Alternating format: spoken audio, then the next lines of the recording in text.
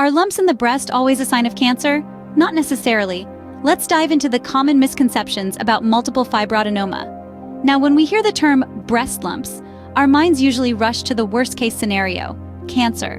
But not all lumps are malignant. In fact, fibroadenoma is a benign, non-cancerous condition. They're simply solid breast lumps that grow in the breast tissue, causing no harm. Another common myth is that fibroadenoma is an older woman's concern. This is far from the truth. Fibroadenoma can occur at any age, even during adolescence, and is most common in women in their 20s and 30s. So it's important to remember that not every lump is a cause for panic, and fibroadenoma is a clear example of this. As you can see, fibroadenoma is not always what it seems. Now let's explore what it really is.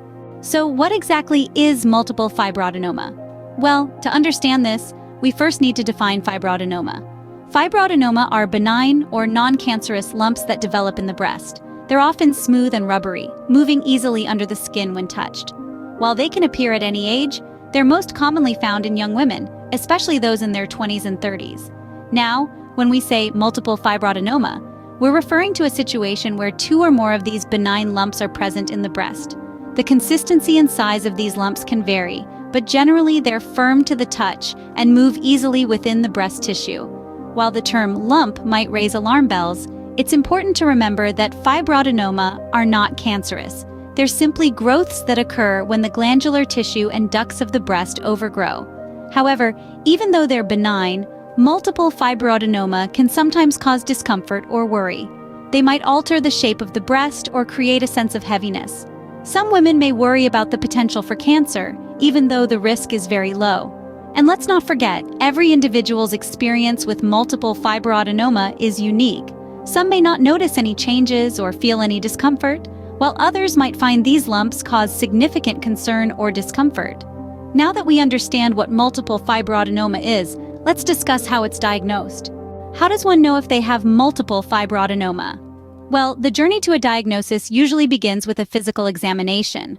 This is where medical professionals check for abnormalities or changes in the breast tissue. If a lump is detected, the next step is typically a mammogram, which is essentially a specialized X-ray of the breasts.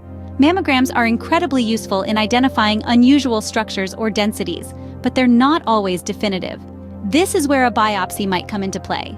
A biopsy involves taking a small sample of the suspicious tissue for further analysis under a microscope. It's this microscopic examination that can confirm the presence of multiple fibroadenoma. Remember, regular breast health checks are critical in detecting any changes early on. These changes might be the first sign of multiple fibroadenoma, and the earlier it's found, the better it can be managed. Early detection is key in managing multiple fibroadenoma. Now let's look at the treatment options. What options are available for treating multiple fibroadenoma? This question is often on the minds of those diagnosed with this condition. The good news? There are several effective strategies at our disposal. Firstly, there's watchful waiting. This means keeping a close eye on the fibroadenomas without immediate treatment, as they often stabilize or even shrink on their own. Then, there's surgery. This option is typically reserved for larger fibroadenomas or when they cause significant discomfort. The surgical removal of fibroadenomas, also known as excision, is a common procedure. Medication, on the other hand, is another avenue.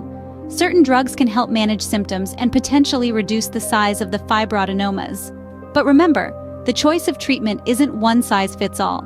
It depends on individual factors like your age, symptoms, and personal preference.